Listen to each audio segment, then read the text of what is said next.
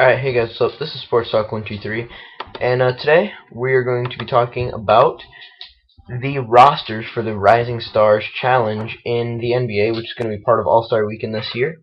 Usually the Rising Stars Challenge has consisted of the best rookies and the best second-year players going on head-to-head against each other in a game.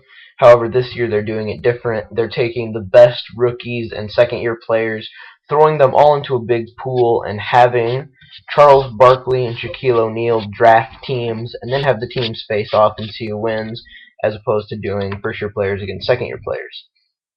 So, here's how the draft went. With first overall pick, Shaq took Blake Griffin. And then with Charles Barkley's first pick, he took Kyrie Irving.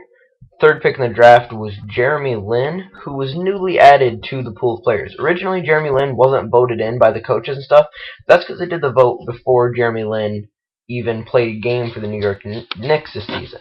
But people were complaining that Jeremy Lin wasn't in because obviously everybody wants to see him right now. Linsanity's going on. Everybody's going crazy. Everybody loves Jeremy Lin. He's a great story. Everybody wants to see him.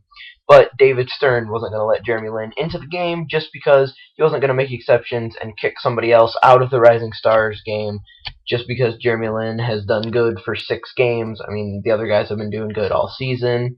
And, I mean, none of them have been putting up Jeremy Lin numbers, but, you know, he just didn't feel it was right to take away the achievement from another player like that.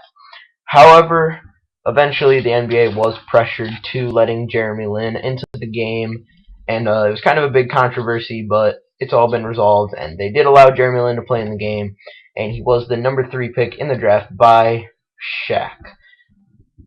Next, with the number 4 pick, Barkley took DeMarcus Cousins.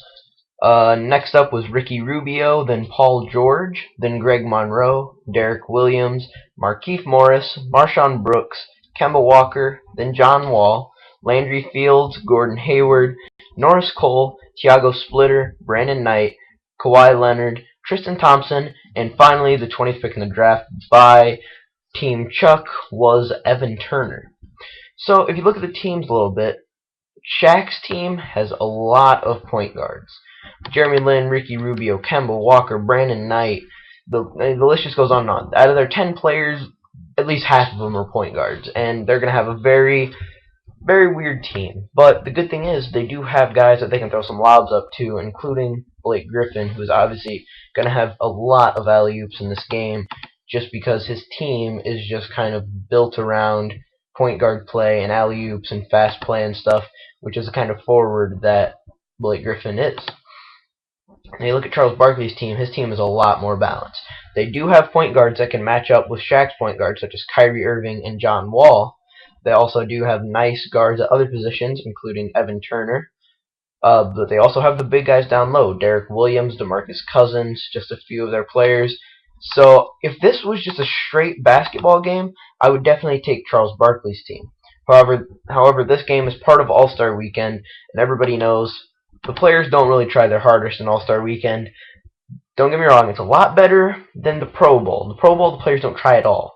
In All-Star Weekend, the players actually do try a little bit, but it's still not as hard, and they're not going all out on defense and stuff. They're not getting the ball in the post and looking for dunks and stuff. They're more run and gun, alley-oops, chuck up some threes, and go for monster blocks and monster dunks and stuff. They're not really trying to win the basketball game. So if this game goes how I predict it will, and I don't think the teams are going to be trying very hard, I think they're just going to kind of be messing around, going for the big highlight plays. If you want a team that's going to get highlight plays to win the game, I'm definitely going to have to go with Shaq's team. But in a regular NBA game, I definitely go with Charles Barkley's team. But since I don't think that's how the game's going to play out, definitely my prediction to win this game is Team Shaq. And yeah, so that's pretty much it for today, guys. The Rising Stars draft between Shaq and Charles Barkley took place a little earlier today. The rosters were just announced. So, thanks a lot, guys. That's it for today. See ya.